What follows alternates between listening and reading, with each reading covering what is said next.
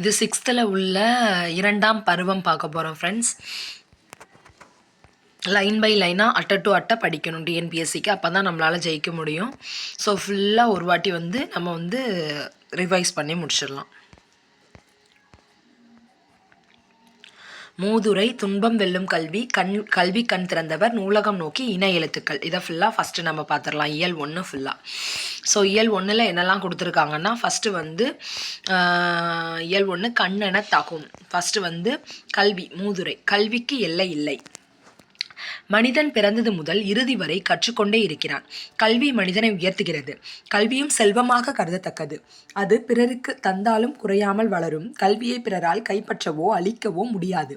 அழியா செல்வமாகிய கல்வியை கற்றவன் எங்கும் எப்போதும் சிறப்பு பெறுவான். எனவே நாமும் கற்போம், வளம் பெறுவோம். ஃபஸ்ட்டு ஒரு இன்ட்ரோடக்ஷன் கொடுத்துட்டாங்க. இந்த மூதுரை எதை பற்றினா, கண்ணென தகுன்ற பாடத்துக்கு கீழே வரனால இது கல்வியை பற்றியாக தான் இருக்கும்.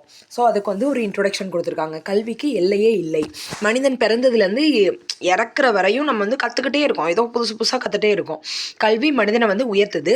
கல்வியும் செல்வம் தான். ஸோ பிறருக்கு தந்தாலும் குறையாது. கல்வியை பிறரால் கைப்பற்றவோ அழிக்கவோ முடியாது. அழியா செல்வமாகிய கல்வியை கற்றவன் எங்கேயும் எப்போதும் சிறப்பு பெறுவான் அப்படின்னு சொல்லி முடிச்சிட்டாங்க. ஸோ நாமும் கற்போம், வளம் பெறுவோம். மன்னனும் மாசற கற்றோனும் சீர்தூக்கின் மன்னனின் கற்றோன் சிறப்புடையன்.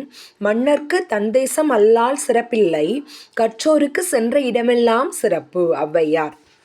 மன்னனும் மாசற கற்றோனும் சீர்தூக்கின் மன்னனின் கற்றோன் சிறப்புடையன். மன்னருக்கு தந்தேசம் அல்லால் சிறப்பில்லை. கற்றோருக்கு சென்ற இடமெல்லாம் சிறப்பு. இதுக்கு எக்ஸ்பிளனேஷனே தேவையில்லை, அழகாக புரியுது. ஔவையாருடையது மூதுரை. ஃபஸ்ட்டு நூல்வெளியில் என்ன சொல்லியிருக்காங்கன்னா, இந்த நூலோட ஆசிரியர் ஔவையார். இவர் ஆத்திச்சூடி, கொன்றை வேந்தன், நல்வழி போன்ற நூல்களையும் இயற்றியுள்ளார்.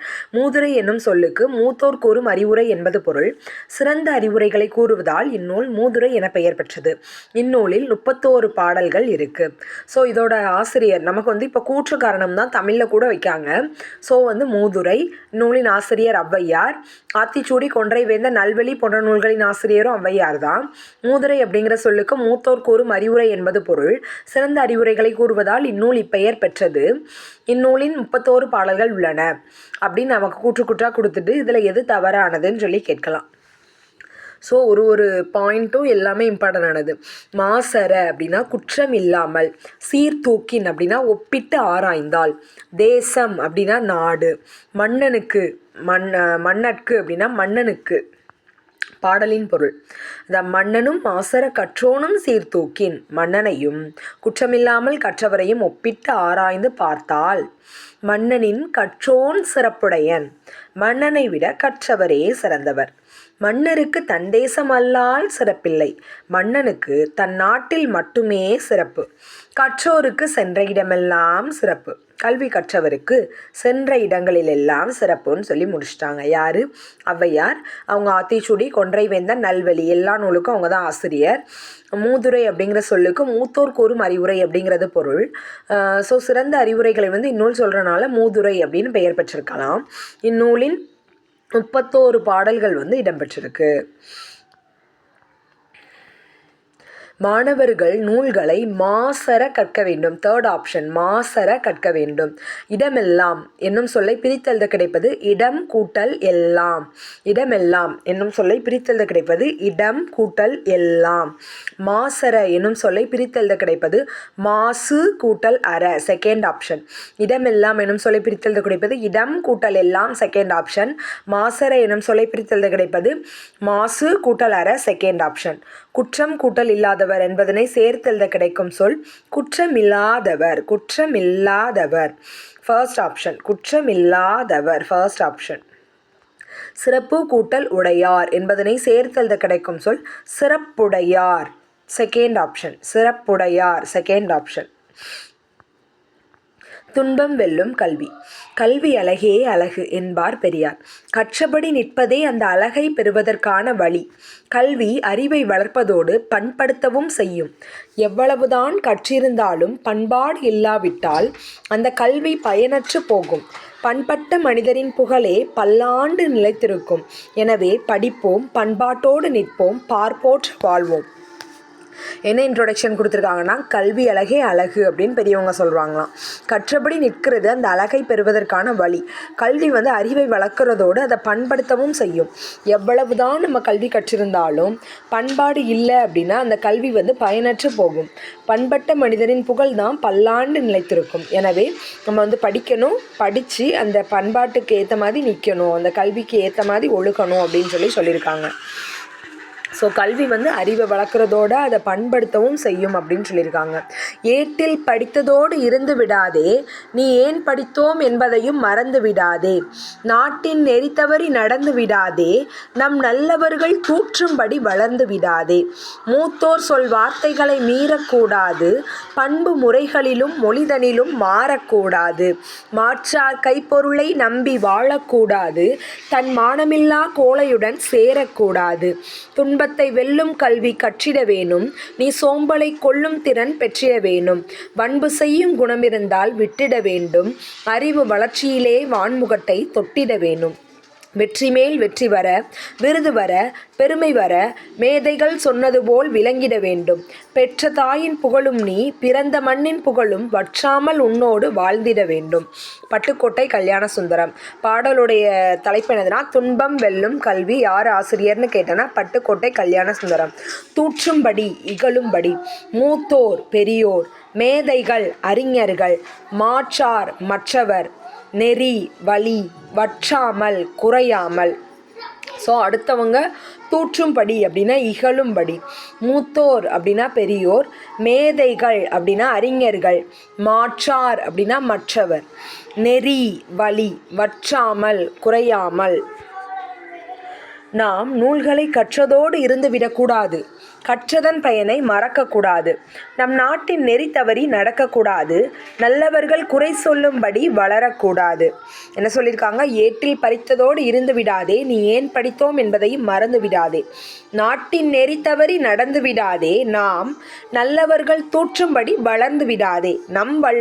நல்லவர்கள் தூற்றும்படி வளர்ந்து விடாதே.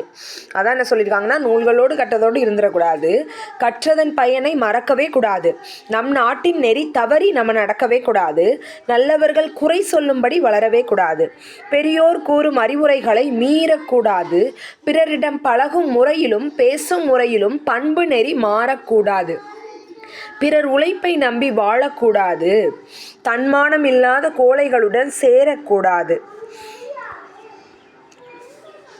மூத்தோர் சொல் வார்த்தைகளை மீறக்கூடாது, பண்பு முறைகளிலும் மொழிதனிலும் மாறக்கூடாது, மாற்றார் கைப்பொருளை நம்பி வாழக்கூடாது, தன்மானமில்லா கோழையுடன் சேரக்கூடாது. என்ன சொல்லியிருக்காங்க? பெரியோர் கூடக்கூடிய அறிவுரைகளை நம்ம மீறவே கூடாது, பிறரிடம் பழகும் முறையிலும் பேசும் முறையிலும் பண்பு நெறி மாறவே கூடாது, பிறர் உழைப்பை நம்பி வாழக்கூடாது, தன்மானமில்லாத கோழைகளுடன் சேரவே கூடாது.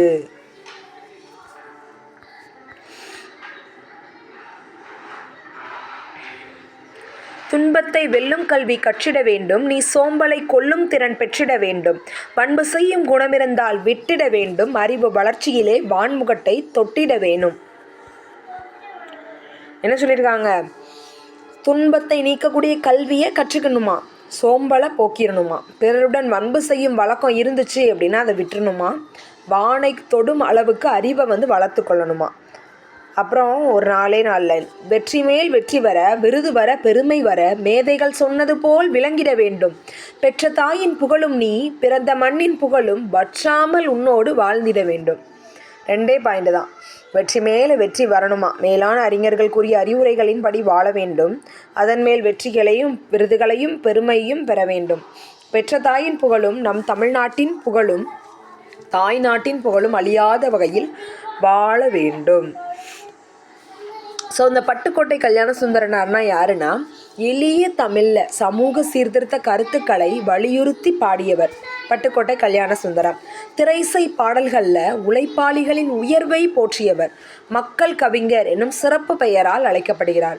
ஸோ மக்கள் கவிஞர் யாருன்னா நமக்கு டக்குன்னு யாருன்னா வரணும்? பட்டுக்கோட்டை கல்யாண சுந்தரனார். மக்கள் கவிஞர் பட்டுக்கோட்டை கல்யாண சுந்தரனார். எளிய தமிழில் சமூக சீர்திருத்த கருத்துக்களை வலியுறுத்தி மக்களுக்கு புரிகிற விதத்தில் பாடியிருக்காரு. அதனால தான் அவரை மக்கள் கவிஞர்னு சொல்கிறோம். திரை இசை பாடல்களில் உழைப்பாளிகளின் உயர்வை போற்றியவர். மாணவர் பிறர் தூற்றும்படி நடக்கக்கூடாது. மாணவர்கள் என்ன பண்ணக்கூடாது? பிறர் தூற்றும்படி நடக்கக்கூடாது. நாம் மூத்தோர் சொல்படி நடக்க வேண்டும். மாணவர் பிறர் தூற்றும்படி, செகண்ட் ஆப்ஷன். நாம் மூத்தோர் சொல்படி நடக்க வேண்டும், தேர்ட் ஆப்ஷன். கைப்பொருள் என்னும் சொல்லை பிரித்தெழுத கிடைப்பது கை கூட்டல் பொருள், தேர்ட் ஆப்ஷன். கைப்பொருள் என்னும் சொல்லை பிரித்தெழுத கிடைப்பது கை கூட்டல் பொருள், தேர்ட் ஆப்ஷன். மானம் கூட்டல் இல்லா என்பதனை சேர்த்தெழுத கிடைக்கும் சொல் மானமில்லா, மானமில்லா, செகண்ட் ஆப்ஷன். மானமில்லா. கல்வி கண் திறந்தவர். கல்வி நிலையங்கள் காலந்தோறும் மாறி வருகின்றன. தொடக்கத்தில் ஆசிரியரின் வீட்டிலேயே தங்கி மாணவர்கள் கல்வி கற்றனர். பிறகு நாள்தோறும் ஆசிரியர் வீட்டுக்கு சென்று கல்வி கற்றனர். அதன் பிறகு பொதுவான ஒரு இடத்தில் மாணவர்களுக்கு ஆசிரியர்கள் கற்பித்தனர். இவையே இன்றைய பள்ளிக்கூடங்கள் ஆகும். முன்பு சில ஊர்களில் மட்டும் பள்ளிகள் இருந்தன. இன்று பள்ளிகளின் எண்ணிக்கை அதிகரித்துள்ளது. இத்தகைய கல்வி புரட்சிக்கு வித்திட்டவரை பற்றி அறிந்து கொள்வோம் வாருங்கள். காமராஜர் அப்படின்னாலே நமக்கு என்னதுன்னா கல்வி தான் ஞாபகம் வரணும். ஏன்னா அவரை கல்வி கண் திறந்தவர் அப்படின்னு சொல்லுவோம். ஏன்னா ஊர்தோறும் கல்வி நிலையங்களை அமைச்சு நமக்கு இன்றைக்கி கல்வி எல்லாருக்கும் ஃபெமிலியராக கிடைக்கிறதுக்கு வழி பண்ணவர் யாருன்னா அவர் தான் கல்வி கண் திறந்த காமராஜர். கல்வி நிலையங்கள் காலந்தோறும் மாறிட்டே வருதான். அதாவது தொடக்கத்தில் ஒரு ஆசிரியருடைய வீட்டில் போய் மாணவர்கள் குருகுல கல்வி அங்கேயே தங்கி கற்றுட்டு இருந்தாங்க. அப்புறமா ஆசிரியர் வீட்டுக்கு டெய்லி போய் அங்கே உட்காந்து படிச்சுட்டு வந்துடுவாங்க, டியூஷன் மாதிரி. அதன் பிறகு பொதுவான ஒரு இடத்தில் மாணவர்களுக்கு ஆசிரியர் கற்பித்தனர். அந்த பொது இடம்தான் பள்ளி அப்படின்னு சொல்கிறோம். முந்தி சில ஊர்களில் மட்டும்தான் பள்ளி இருந்துச்சான். இன்றைக்கி பள்ளிகள் எண்ணிக்கை அதிகரிச்சுட்டே இருக்குது.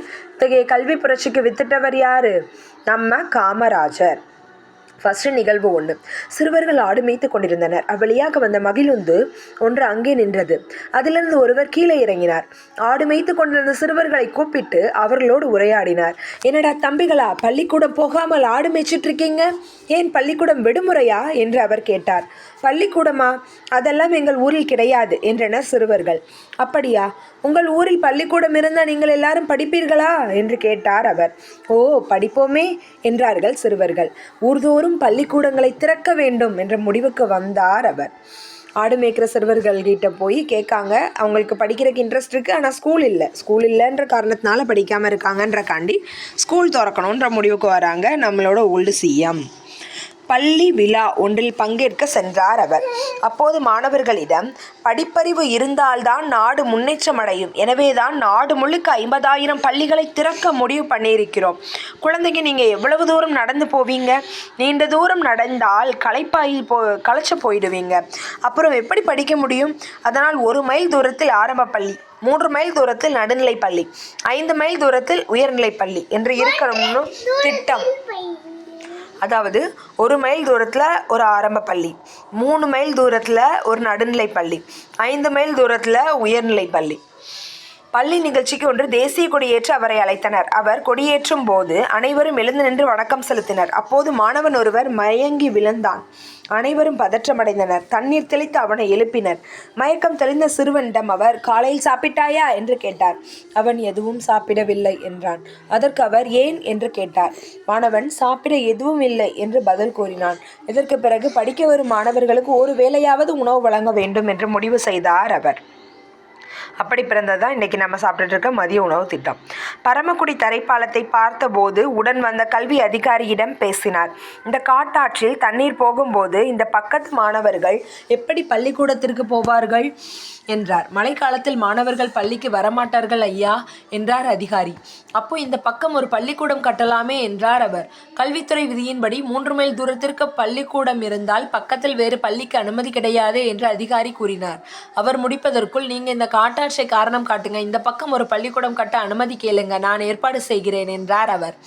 ஆடு மேய்க்கும் சிறுவர்களையும் பள்ளிக்கூடம் செல்ல வழி செய்தவர் யார் தெரியுமா? அவர்தான் நம்மளுடைய கர்மவீரர் காமராஜர். குழந்தைகள் பள்ளி செல்வதற்காக நீண்ட தூரம் நடக்கக்கூடாது என்று எண்ணியவர் யார் தெரியுமா? அவர்தான் கல்வி கண் திறந்த காமராஜர். பள்ளிகளுக்கு படிக்க வரும் மாணவர்களுக்கு ஒரு வேளையாவது உணவு வழங்க வேண்டும் என்று நினைத்தவர் யார் தெரியுமா? அவர்தான் மதிய உணவு தந்த மகான் காமராஜர். கல்வித்துறை விதிகளை மாணவர்கள் நலனுக்காக மாற்றி அவர்கள் வாழும் இடங்களிலேயே பள்ளிக்கூடங்களை திறக்க செய்த சிந்தனையாளர் யார் தெரியுமா? அவர்தான் கருப்பு காந்தி காமராஜர். அவர்தான் கல்வி கண் திறந்தவர் என்று தந்தை பெரியாரால் மனமாற பாராட்ட பெற்ற மேனாள் முதலமைச்சர் காமராஜர். ஸோ கல்வி கண் திறந்தவர் காமராஜர் நமக்கு தெரியும். அப்படி பாராட்டினது யாரு அப்படின்னு பார்த்தோம்னா, அது பாராட்டினவர் யாரு? நம்மளுடைய பெரியார் தான் அப்படி பாராட்டியிருக்காங்க. ஸோ இது நமக்கு கண்டிப்பாக கொஸ்டின். தந்தை பெரியார் வந்து காமராஜரை கல்வி கண் திறந்தவர்னு பாராட்டியிருக்காரு. இது அப்படியே மைண்டில் ஸ்டோர் பண்ணிக்கோங்க. கல்வி கண் திறந்தவர் காமராஜர், அப்படி பாராட்டினவர் யார்? பெரியார். காமராஜரின் சிறப்பு பெயர்கள்: பெருந்தலைவர், படிக்காத மேதை, கர்ம வீரர், கருப்பு காந்தி, ஏழை பங்காளர், தலைவர்களை உருவாக்குபவர், கிங் மேக்கர்னு சொல்லுவோம் இல்லையா? ஸோ தலைவர்களை உருவாக்குபவர். காமராஜரின் கல்வி பணி: காமராஜர் முதலமைச்சராக பதவியேற்ற நேரத்தில் ஏறக்குறைய 6000 தொடக்கப்பள்ளிகள் மூடப்பட்டு இருந்தன. அவற்றை உடனடியாக திறக்க ஆணையிட்டார். மாநிலம் முழுவதும் அனைவருக்கும் இலவச கட்டாய கல்விக்கான சட்டத்தை இயற்றி தீவிரமாக நடைமுறைப்படுத்தினார். மாணவர்கள் பசியின்றி படிக்க மதிய உணவு திட்டத்தை கொண்டு வந்தார். பள்ளியில் ஏற்றத்தாழ்வின்றி குழந்தைகள் கல்வி கற்க சீருடை திட்டத்தை அறிமுகம் செய்தார். பள்ளிகளின் வசதிகளை பெருக்க பள்ளி சீரமைப்பு மாநாடுகளை நடத்தினார். மாணவர்கள் உயர்கல்வி பெற பொறியியல் கல்லூரிகள், மருத்துவக் கல்லூரிகள், கால்நடை மருத்துவக் கல்லூரிகள், ஆசிரியர் பயிற்சி நிறுவனங்கள் ஆகியவற்றை புதிதாக தொடங்கினார். தமிழ்நாட்டில் பல கிளை நூலகங்கள் தொடங்கினார். இவ்வாறு கல்வி புரட்சிக்கு வித்திட்டவர் காமராஜரே ஆவார். காமராஜரின் கல்வி பணிகள்: காமராஜர் முதலமைச்சராக பதவியேற்ற நேரத்தில் ஏறக்குறைய 6000 தொடக்க பள்ளிகள் மூடப்பட்டிருந்துச்சான். ஸோ உடனடியாக அதை தரங்க அப்படின்னு சொல்லி இவர் வந்து என்ன பண்ணியிருக்காரு? ஆர்டர் போட்டிருக்காரு. அதுபோக மாநிலம் முழுவதும் அனைவருக்கும் இலவச கட்டாய கல்வி கொடுத்துருக்காரு. மாணவர்கள் பசியின்றி படிக்க மதிய உணவு திட்டம், சீருடை திட்டம், ஏற்றத்தாழ்வே இருக்கக்கூடாதுன்றக்காண்டி சீருடை திட்டம், பள்ளிகளின் வசதிகளை பெருக்கி பள்ளி சீரமைப்பு மாநாடுகள் வந்து நடத்தியிருக்காரு. பள்ளிகளின் வசதிகளை பெருக்கி பள்ளி சீரமைப்பு மாநாடுகள் வந்து நடத்தியிருக்காரு. மாணவர்கள் உயர்கல்வி பெறணும் அப்படிங்கிறக்காண்டி இன்ஜினியரிங் காலேஜு, மெடிக்கல் காலேஜு, கால்நடை மருத்துவக் கல்லூரி, ஆசிரியர் பயிற்சி நிறுவனங்கள் இது எல்லாமே தொடங்கியிருக்காரு. தமிழ்நாட்டில் நிறைய நூலகம், கிளை நூலகங்கள் தொடங்கியிருக்காரு. இவ்வாறு கல்வி புரட்சிக்கு வித்திட்டவர் யாருன்னா காமராஜர். காமராஜருக்கு செய்யப்பட்ட சிறப்புகள்: மதுரை பல்கலைக்கழகத்திற்கு மதுரை காமராஜர் பல்கலைக்கழகம் என பெயர் சூட்டப்பட்டது. நடுவண் அரசு 1976ஆம் ஆண்டு பாரத ரத்னா விருது வழங்கியது. எந்த வருஷம்? 1976ஆம் ஆண்டு பாரத ரத்னா விருது வழங்கியது. பாரத ரத்னா விருது. காமராஜர் வாழ்ந்த சென்னை இல்லம், விருதுநகர் இல்லம் ஆகியன அரசுடைமையாக்கப்பட்டு நினைவு இல்லங்களாக மாற்றப்பட்டன. சென்னை மெரினா கடற்கரையில் சிலை நிறுவப்பட்டது. சென்னையில் உள்ள உள்நாட்டு விமான நிலையத்திற்கு காமராஜர் பெயர் சூட்டப்பட்டுள்ளது. கன்னியாகுமரியில் காமராஜருக்கு மணிமண்டபம் 2/10/2000 ஆண்டு அமைக்கப்பட்டது. ஆண்டுதோறும் காமராஜர் பிறந்த நாளான ஜூலை 15ஆம் நாள் கல்வி வளர்ச்சி நாளாக கொண்டாடப்படுகிறது அப்படின்னு சொல்லி முடிச்சிட்டாங்க. ஸோ காமராஜருக்கு என்னென்ன சிறப்புகள் செஞ்சுருக்காங்க அப்படின்னா, மதுரை பல்கலைக்கழகத்திற்கு மதுரை காமராஜர் பல்கலைக்கழகம் அப்படின்னு வந்து பெயர் சூட்டியிருக்காங்க. நடுவண் அரசு 1976 பாரத ரத்னா விருது வழங்கியிருக்கு. யாருக்கு? நடுவண் அரசு 1976 பாரத ரத்னா விருது வழங்கியிருக்கு. காமராஜர் வாழ்ந்த சென்னை இல்லம், விருதுநகர் இல்லம் அது எல்லாத்தையும் அரசுடைமையாக்கிட்டாங்க. சென்னை மெரினா கடற்கரையில் இவருக்கு ஒரு சிலை. உள்நாட்டு விமான நிலையத்திற்கு காமராஜர் பெயர். சென்னையில் உள்நாட்டு விமான நிலையத்திற்கு காமராஜர் பெயர். கன்னியாகுமரியில் மணி மண்டபம், காமராஜருக்குன்னு ஒரு மணி மண்டபம். அது திறந்த நாள் போனால் காந்தி பிறந்த நாள் தான் காமராஜரோட நினைவு நாள். ஸோ அந்த நாள் 2/10/2000 ஆண்டு அமைக்கப்பட்டிருக்கு. ஆண்டுதோறும் காமராஜர் பிறந்த நாளான ஜூலை 15ஆம் நாள் கல்வி வளர்ச்சி நாளாக கொண்டாடப்படுகிறது. ஜூலை 15ஆம் நாள் கல்வி வளர்ச்சி நாளாக கொண்டாடப்படுகிறது. ஸோ இதில் வந்து நம்ம ஞாபகம் வைக்கணும் அப்படின்னா எதுலன்னா, பாரத ரத்னா விருது 1976, கன்னியாகுமரியில் மண்டபம் 2/10/2000, காமராஜர் பிறந்த நாள் ஜூலை 15 அன்னைக்கு தான் கல்வி வளர்ச்சி நாளாக கொண்டாடப்படுது. அவ்வளோதான். மற்ற எல்லாம் ஓரளவு நமக்கு ஞாபகம் இருக்கும். பள்ளிக்கூடம் செல்லாததற்கு ஆடு மேய்க்கும் சிறுவர்கள் கூறிய காரணம் என்ன? ஊரில் பள்ளிக்கூடம் இல்லை. So second option. பசி இன்றி என்னும் சொல்லை பிரித்தெழுத கிடைப்பது பசி கூட்டல் இன்றி, ஃபர்ஸ்ட் ஆப்ஷன். பசி கூட்டல் இன்றி, ஃபர்ஸ்ட் ஆப்ஷன். படிப்பறிவு என்னும் சொல்லை பிரித்தெழுத கிடைப்பது படிப்பு கூட்டல் அறிவு, செகண்ட் ஆப்ஷன். படிப்பு கூட்டல் அறிவு, செகண்ட் ஆப்ஷன். காடு கூட்டல் ஆறு, காட்டாறு என்பதனை சேர்த்தெழுத கிடைக்கும் சொல் காட்டாறு. குழந்தைகள் பள்ளியில் ஏற்றத்தாழ்வின்றி படிக்க டாஸ் அறிமுகப்படுத்தினார். சீருடை திட்டத்தை அறிமுகப்படுத்தினார். காமராஜரை கல்வி கண் திறந்தவர் என்று மனமாற பாராட்டியவர் பெரியார், தந்தை பெரியார். ஸோ புக் பேக் கொஸ்டினும் ரொம்ப ரொம்ப இம்பார்ட்டன்ட். தேவையானதெல்லாம் புக் பேக்லேயே வச்சுருக்காங்க. ஸோ புக் பேக் நீங்கள் படிச்சுட்டு ஒரு டைம் அப்படியே இந்த வீடியோவை வந்து பாஸ் பண்ணி இதுக்கு எல்லாத்துக்குமே ஆன்சர் வந்து சொல்லி பாருங்கள். காமராஜரை கல்வி கண் திறந்தவர் என மனமாற பாராட்டியவர் தந்தை பெரியார். நூலகம் நோக்கி கற்றது கைமண் அளவு, கல்லாதது உலக அளவு என்பர். உலக அறிவை நாம் பெறுவதற்கு பாடநூல்கள் மட்டும் போதாது. பல்வேறு துறை சார்ந்த நூல்களை தேடி படிக்க வேண்டும்.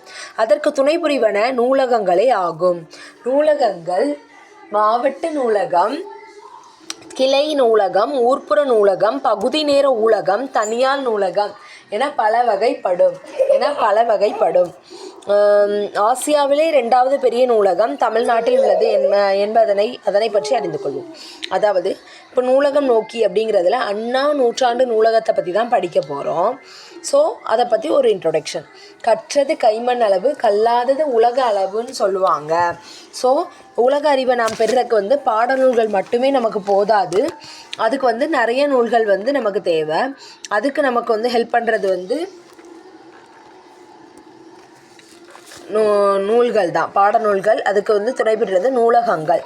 ஸோ நூலகத்தில் வந்து மாவட்ட நூலகம், கிளை நூலகம், ஊர்ப்புற நூலகம், பகுதி நேர நூலகம், தனியார் நூலகம் அப்படின்னு நிறைய டைப் இருக்குது. ஆசியாவிலே 2வது பெரிய நூலகம் வந்து தமிழ்நாட்டில் தான் இருக்குது.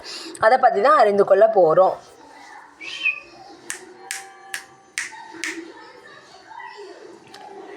ஆறாம் வகுப்பில் படிக்கும் மாணவர்கள் ஒரு நாள் களப்பயணமாக சென்னையில் உள்ள அண்ணா நூற்றாண்டு நூலகத்திற்கு வருகின்றனர்.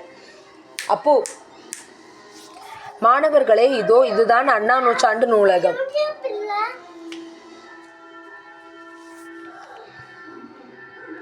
ஆசிய கண்டத்திலே 2வது பெரிய நூலகம் இதுதான். தரைத்தளத்தோடு 8 அடுக்குகளை கொண்டது. இதன் பரப்பளவு மட்டும் 8 ஏக்கர். சரி வாருங்கள் உள்ளே சென்று பார்க்கலாம். அதாவது ஆசிய கண்டத்திலே 2வது பெரிய நூலகமா. இது வந்து தரைத்தளத்துலேருந்து 8 ஃப்ளோர் இருக்கான். இதன் பரப்பளவு மட்டும் 8 ஏக்கராம்.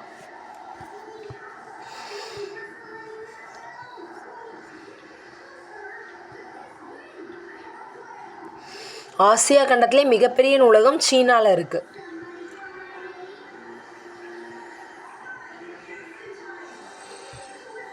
இந்த படத்தை பாருங்கள். இந்த படத்தில் இருக்கிறது யார் அப்படின்னா முனைவர் ரா அரங்கநாதன். நூலகத்துக்குன்னு ஒரு விதிகளை உருவாக்குனது இவர் தான். இவர் இந்திய நூலகவியலின் தந்தை அப்படின்னு அழைக்கப்படுறார். Father of Indian library science அப்படின்னு சொல்லியிருக்காங்க. இவர் தான் முனைவர் ரா அரங்கநாதன். நூலக விதிகளை இவர் தான் உருவாக்கியிருக்காரு. இவர் வந்து இந்திய நூலகவியலின் தந்தை, father of Indian library science அப்படின்னு சொல்லி அழைக்கப்படுறாரு. மாணவர்களை தரைத்தளத்தில் பார்வைத்திறன் குறைபாடு உடையோருக்கான பிரிவு உள்ளது. அவர்கள் தொட்டு பார்த்து படிப்பதற்கான பிரெய்லி நூல்கள் உள்ளன. கேட்டறிய ஒளிவடிவ நூல்கள், குறுந்தகடுகள் வடிவில் உள்ளன. அவர்களுக்கு உதவி செய்ய பணியாளர்களும் உள்ளனர். இங்கு பிரெய்லி எழுத்தில் உள்ள நூல்களை உருவாக்கும் கருவியும் உள்ளது. படியிருக்கும் வசதியும் உண்டு. கணியன், என் பக்கத்து வீட்டு அண்ணாவுக்கு பார்வை குறைபாடு இருந்தும் பட்டப்படிப்பு முடித்துள்ளார். இது அவருக்கு மிகவும் பயன்படும். அவரிடம் இந்த தகவலை கூறப்போகிறேன். அதாவது அண்ணா நூற்றாண்டு நூலகத்தில் கிரவுண்ட் ஃப்ளோரில் வந்து பார்வைத்திறன் குறைபாடு உடைய மாணவர்களுக்கான பிரெய்லி நூல்கள் வந்து இருக்குது. அவங்களுக்கான ஒளி நூல்கள், குறுந்தகடுகள் எல்லாமே இருக்குது. அவங்களுக்கு வந்து உதவி செய்கிறதுக்கு பணியாளர்களும் இருக்காங்க. இங்கே பிரெய்லி எழுத்தில் வந்து நூல்களை உருவாக்குறதுக்கு கருவி இருக்குது. அது ஜெராக்ஸ் எடுக்க முடியும், எல்லாமே பண்ண முடியும். ஸோ ரொம்ப இம்பார்ட்டண்ட்டாக இருக்குது. இங்கே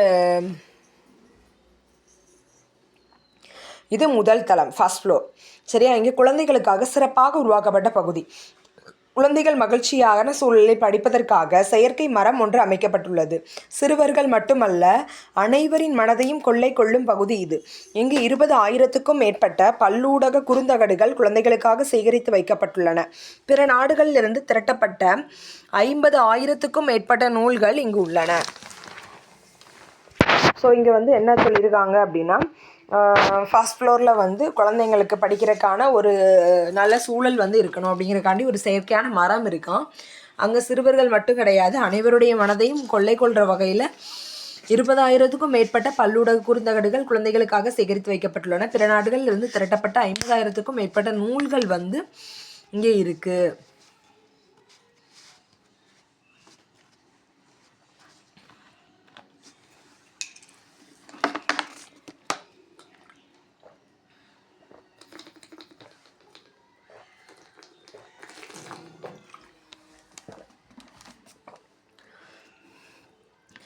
ஏழாவது தளம்.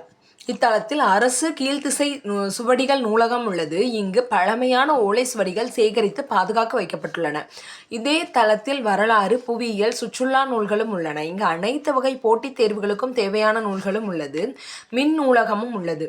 அனைத்து துறை சார்ந்த தரமான மின் நூல்களும் மின் இதழ்களும் உள்ளன. 7th ஃப்ளோரில் வந்து அரசு கீழ்த்திசை சுவடிகள் நூலகம்னு ஒன்று இருக்குது. இங்கே பழமையான ஓலை சுவடிகள் எல்லாமே சேகரித்து பாதுகாத்து வைக்கப்பட்டிருக்கான். இந்த தளத்தில் வரலாறு, புவியியல், சுற்றுலா நூல்களும் இருக்குது. இங்கே அனைத்து வகை போட்டித் தேர்வுகளுக்கு தேவையான நூல்களும் இருக்குது. மின் நூலகமும் உள்ளது. அனைத்து துறை சார்ந்த தரமான மின் நூல்களும் மின் இதழ்களும் இங்கே இருக்குது அப்படின்ட்டாங்க. ஸோ இதில் என்னென்ன ஃப்ளோரில் என்னென்ன இருக்குது அப்படின்னு தெரிஞ்சுக்கிறக்காண்டி தரைத்தளம் சொந்த நூல் படிப்பகம். நம்ம புக்கு கொண்டு போய் தரைத்தளத்தில் கிரவுண்ட் ஃப்ளோர்லேருந்து படிச்சுக்கலாம். அதுபோக பிரெய்லி நூல்கள். முதல் தளம் குழந்தைகள் பிரிவு பருவ இதழ்கள். குழந்தைகள் பிரிவு பருவ இதழ்கள். இரண்டாம் தளம் தமிழ் நூல்கள். மூன்றாம் தளம் கணினி அறிவியல், தத்துவம், அரசியல் நூல்கள். கணினி அறிவியல், தத்துவம், அரசியல் நூல்கள். பொருளியல், சட்டம், வணிகவியல், கல்வி. நான்காம் தளம் பொருளியல், சட்டம். பொருளியல்னா இன்ஜினியரிங். பொருளியல்னா எக்கனாமிக்ஸ், சட்டம், வணிகவியல், கல்வி.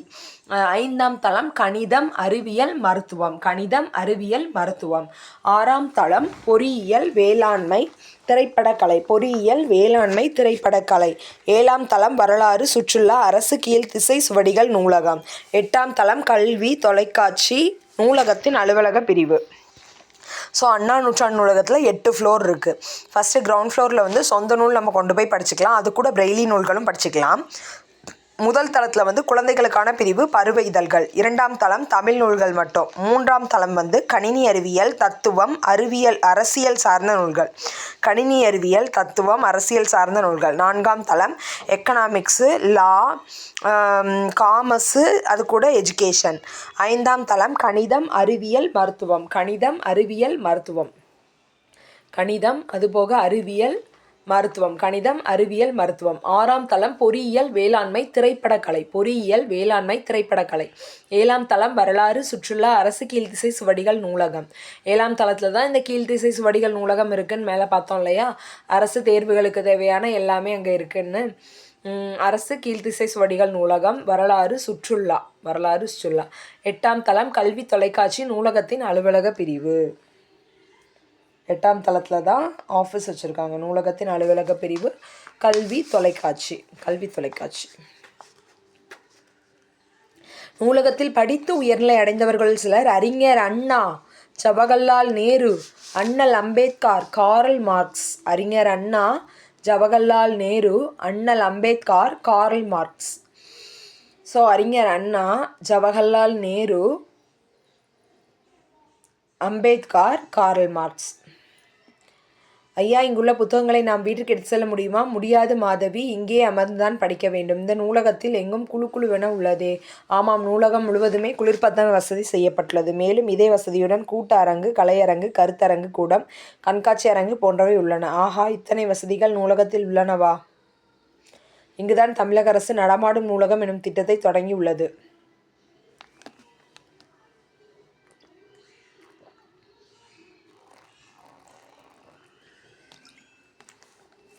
சிறந்த நூலகர்களுக்கு டாக்டர் ச. ரா. அரங்கநாதன் விருது வழங்கப்படுகிறதா?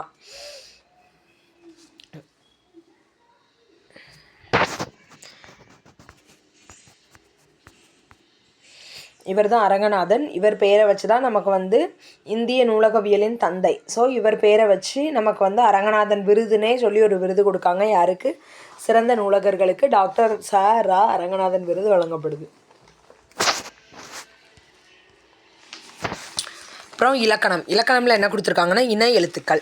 சில எழுத்துக்களுக்கு இடையே ஒலிக்கும் முயற்சி, பிறக்கும் இடம் ஆகியவற்றில் ஒற்றுமை உண்டு. இவ்வாறு ஒற்றுமையுள்ள எழுத்துக்கள் இன எழுத்துக்கள் எனப்படும். அதாவது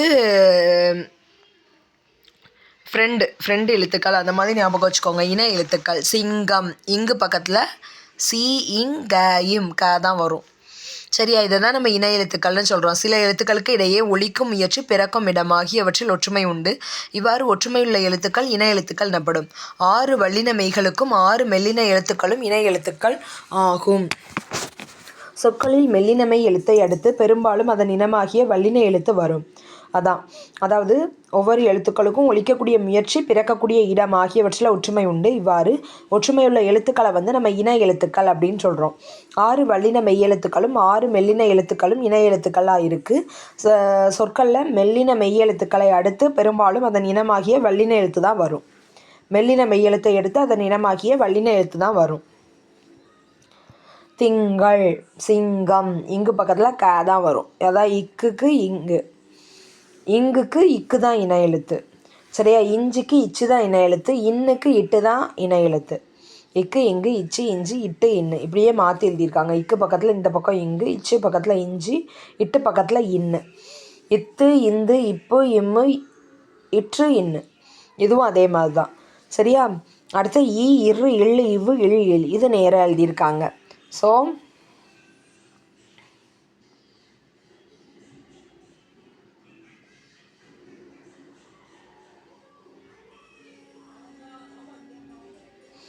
ஃபஸ்ட்டு ஞ ஞ ந ந ம நவை எழுதிட்டு அது பக்கத்தில் க ச ட த ப ரவை எழுதி நேராக கோடு போட்டோம் அப்படின்னா அதுதான் என்னது? இன எழுத்துக்கள். மேலே ஞன நமன, கீழே கசர தபர. ஞாக்கு இக்கு தான், க தான் இன எழுத்து. இஞ்சிக்கு இச்சு தான் இன எழுத்து. அப்படி மேலேருந்து கீழே கோடு போட்டு பார்த்தீங்கன்னா உங்களுக்கு இன எழுத்துக்கள்னால் என்னன்னு புரிஞ்சிடும். திங்கள், மஞ்சள், மண்டபம், சந்தனம், அம்பு, தென்றல், எரள வளல. இது வருஷம் மாறவே இல்லை. நேராக எழுதிட்டு இடையின எழுத்து 6ம் ஒரே இனமாகும். அதுக்கு எதுவுமே ஃப்ரெண்ட் எழுத்து அப்படிலாம் கிடையாது. இடையின எழுத்துக்கள் எல்லாமே ஒரே இனம். சரியா? இதே மாதிரி குறிலுக்கு எல்லாத்துக்குமே, அதாவது நெடில் எழுத்துக்கள் எல்லாத்துக்குமே இன எழுத்து என்னதுன்னா குறில் எழுத்து கொடுத்துருக்காங்க. ஆ அ இ இ உ உ ஏ ஏ ஐ ஈ ஓ ஓ ஔ ஊ. சரியா? இந்த மாதிரி இன எழுத்துக்கள் சொல்லியிருக்காங்க. மெய்யெழுத்துக்களைப் போலவே உயிரெழுத்துக்களிலும் இன எழுத்துக்கள் உண்டு. உயிர் எழுத்துக்களில் குறிலுக்கு நெடிலும் நெடிலுக்கு குறிலும் இன எழுத்துக்கள் ஆகும். மெய்யெழுத்துக்களை மாதிரியே உயிரெழுத்துக்கள்லாம் என்ன இருக்குது? இன எழுத்துக்கள் இருக்குது. குறிலுக்கு நெடிலும் நெடிலுக்கு குறிலும் இன எழுத்துக்கள். குறில் எழுத்து இல்லாத ஐக்கு ஈயும் அவ்வுக்கு ஊவும் இன எழுத்தாக இருக்குது. அது சொல்லி பார்க்க சொல்லி நமக்கு தெரியும். ஐ ஈ அவ் ஊ. சரியா? சொல்லில் உயிர் எழுத்துக்கள் சேர்ந்து வருவது இல்லை. அளபடையில் மட்டும் நெடிலை தொடர்ந்து அதன் இனமாகிய குறில் எழுத்து சேர்ந்து வரும். அளபடையில் மட்டும்தான் நெடிலை தொடர்ந்து அதன் இனமாகிய குறில் எழுத்துக்கள் சேர்ந்து வரும். மற்ற இடத்துல ஃபுல்லாக உயிர் எழுத்துக்கள் எதுவுமே சேர்ந்து வர வாய்ப்பே இல்லை. ஓதல் வேண்டும். தளி. தமிழ் எழுத்துக்களில் ஆயுத எழுத்து மட்டுமே இன எழுத்து இல்லை. ஆயுத எழுத்துக்கு இன எழுத்து கிடையாது. தங்க பாப்பா வந்தாளே, சிங்க பொம்மை தந்தாளே, பஞ்சு போன்ற கையாளே, பண்டம் கொண்டு வந்தாளே, பந்தல் முன்பு நின்றாளே, கம்பம் சுற்றி வந்தாளே, தென்றல் காற்றும் வந்ததே, தெவிடா இன்பம் தந்ததே. இப்பாடல் இடம்பெற்றுள்ள இன எழுத்துக்களை எடுத்து எழுதுக. இதை படித்தே பார்க்க தேவையில்லை. மெல்லினத்திற்கான இன எழுத்து இடம்பெறாத சொல் எது? மெல்லினம். மெல்லினம்னா என்னது? ஞெஞன நமன. இடம்பெறாத சொல் ஞெஞன நமன.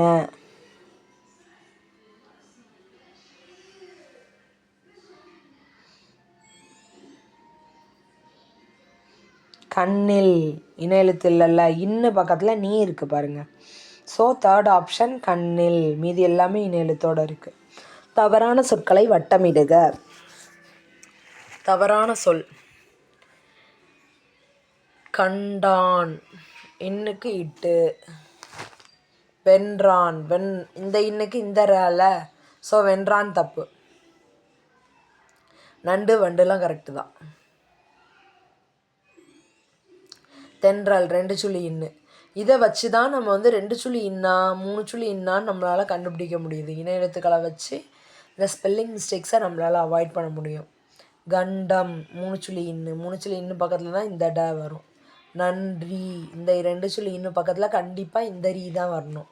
மண்டபம் 3 சுழி இன்னு பக்கத்தில் ட வரும். யாதானும் நாடாமல் ஊறாமல் இன்னொருவன் சாந்துணையும் கல்லாதவாறு. குறள். ஆற்றவும் கற்றார் அறிவுடையார் அஃதுடையார் நாற்றிசையும் செல்லாத நாடில்லை அந்நாடு வேற்றுநாடு ஆகா தமவேயாம் ஆயினால் ஆற்றுணா வேண்டுவது இல். பழமொழி 400. ஆற்றவும் கற்றார் அறிவுடையார் அஃதுடையார் நாற்றிசையும் செல்லாத நாடில்லை அந்நாடு வேற்றுநாடு ஆகா தமவேயாம் ஆயினால் ஆற்றுணா வேண்டுவது இல். பழமொழி 400.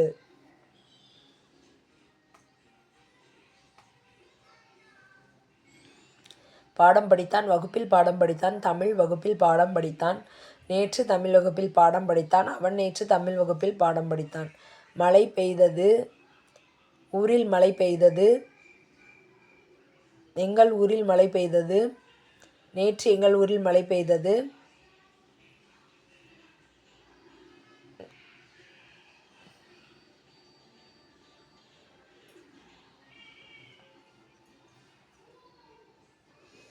நேற்று எங்கள் ஊரில் மழை பெய்தது.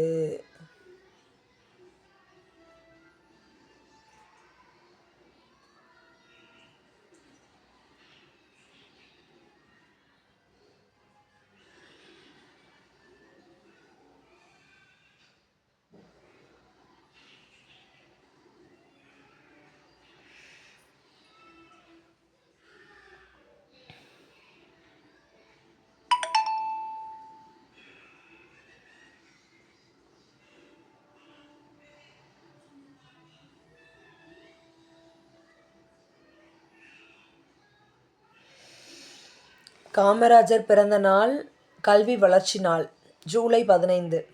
Doctor S. ராதாகிருஷ்ணன் பிறந்த நாள் குழந்தைகள் நாள் நவம்பர் 14. ஆசிரியர் தினம் செப்டம்பர் 5.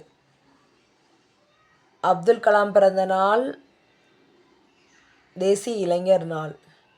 விவேகானந்தர் பிறந்த நாள்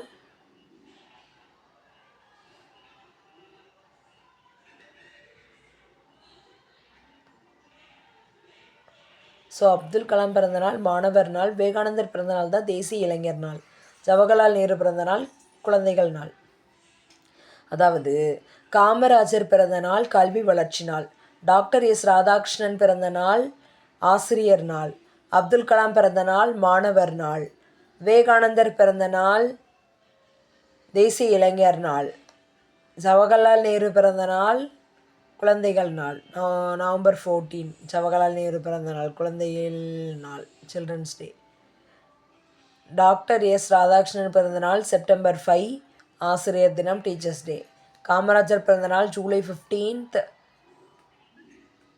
எஜுகேஷன் டெவலப்மெண்ட் டே.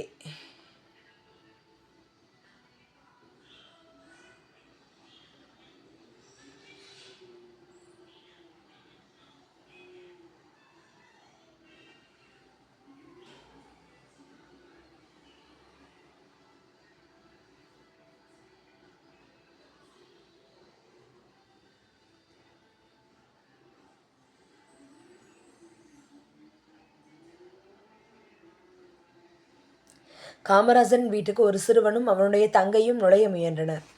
ஊழியர்கள் அவரை தடுத்தனர். அவர்களை தடுப்பதை காமராஜர் கவனித்தார். உடனே அவர்கள் உள்ளே அழைத்தார். யாரை பார்க்க வந்தீங்க என்று அன்புடன் வினவினார். எங்க அண்ணனுக்கு தேர்வுக்கு பணம் கட்ட அம்மாவிடம் வசதி இல்லை, உங்களை பார்த்தா என சிறுமி கூறி முடிப்பதற்குள் அம்மா அனுப்பிவிட்டாரா என்று காமராஜர் கேட்டார். இல்லை, நாங்களாகத்தான் வந்தோம். அம்மா அப்பளம் போட்டு வீடு வீடாக கொண்டு போய் வித்துட்டு வருவாங்க, அதில் வரும் வருமானத்தை வச்சுதான் எங்களை படிக்க வைக்காங்க என்று குழந்தைகள் கூறினார். அதை கேட்டதும் மாடி ஏறி சென்று பணத்தை கொண்டு வந்தார். மறுநாள் குழந்தைகள் இருவரும் காமராஜரை தேடி வந்தனர். ஐயா, தேர்வுக்கு பணம் கட்டியாச்சு, இந்த ரசீதை பற்று சீட்டை அம்மா உங்களிடம் காட்டி வர சொன்னாங்க. ரசீதுனா என்னது? பற்று சீட்டு. அதனை கேட்டு காமராஜர் மனம் நெகிழ்ந்தார். காமராஜரின் வீட்டிற்குள் நுழைய முயன்றவர்கள் சிறுவன் சிறுமி. செகண்ட் ஆப்ஷன் சிறுவன் சிறுமி. இந்நிகழ்வு சிறுவனது குடும்பத்தில் எப்பண்பை விளக்குகிறது? நேர்மை. மறுநாள் குழந்தைகள் வந்ததும் காமராஜர் மனம் நெகிழ்ந்தார். சிறுவனும் சிறுமியும் எதற்காக காமராஜரின் வீட்டுக்கு வந்தனர்? கல்விக்கு பணம் கட்ட, தேர்வுக்கு பணம் கட்ட. காமராஜர் செய்த உதவியாது பணம் கொடுத்தார்.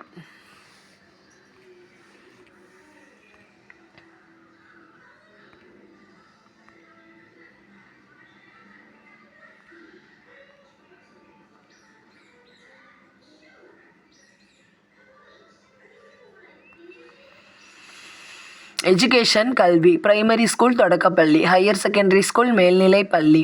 லைப்ரரி நூலகம், எஸ்கலேட்டர் மின் படிக்கட்டு, லிஃப்ட் மின் தூக்கி, இமெயில் மின் அஞ்சல், காம்பேக்ட் டிஸ்க் சிடி குறுந்தகடு, லைப்ரரி மின் நூலகம், புக்கு மின் நூல், மின் இதழ், மேகசின். ஸோ அவ்வளோதான், பாடம் முடிஞ்சிருச்சு.